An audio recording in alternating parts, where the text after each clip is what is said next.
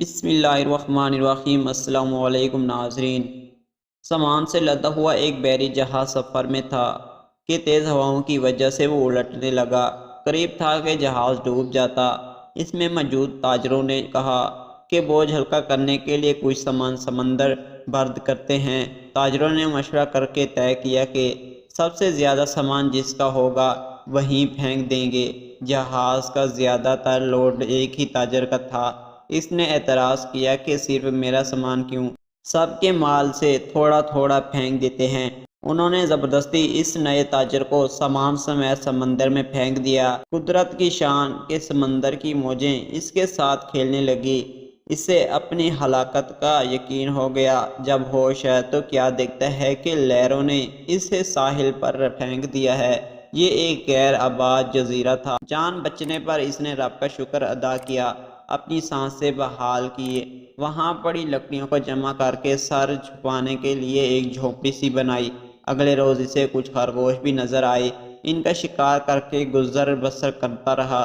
ایک دن ایسا ہوا کہ وہ کھانا پکا رہا تھا کہ اس کی جھونپڑی کو آگ لگ گئی۔ اس نے بہت کوشش کی مگر آگ پر قابو نہ پا سکا۔ اس نے زور سے پکارنا شروع کیا، تو نے مجھے سمندر میں پھینک دیا، میرا سارا سامان غرق ہو گیا۔ اب یہی جھونپڑی تھی میری کل کائنات، اسے بھی جلا کر راکھ کر دیا۔ اب میں کیا کروں گا؟ یہ شکوہ کر کے وہ خالی پیٹ سو گیا۔ صبح جاگا تو عجیب منظر دیکھا کہ ایک کشتی ساحل پر لگی ہے اور ملاح اسے لینے آئے ہیں۔ اس نے ملاحوں سے پوچھا کہ تمہیں میرے بارے میں کیسے پتہ چلا؟ انہوں نے جو جواب دیا اس سے تاجر حیران رہ گیا۔ ملاحوں نے کہا کہ ہمیں پتہ تھا کہ یہ جزیرہ غیر آباد ہے، لیکن دور سے دھواں اٹھتا ہوا نظر آیا تو سمجھے شاید کوئی یہاں پھنسا ہوا ہے جس سے بچانا چاہیے، اس لیے ہم تمہارے پاس آئے ہیں۔ پھر تاجر نے اپنے پورا قصہ سنایا تو ملاحوں نے یہ کہہ کر اسے مزید حیران کر دیا کہ جس جہاز سے تمہیں سمندر میں پھینک دیا گیا تھا وہ آگے جا کر غرق ہو گیا۔ یہ سن کر تاجر سجدے میں گر گیا، رب کا شکر ادا کرنے لگا اور کہا کہ پاک ہے وہ ذات جس نے مجھے بچانے کے لیے تاجروں کے ہاتھوں سمندر میں پھینکوایا۔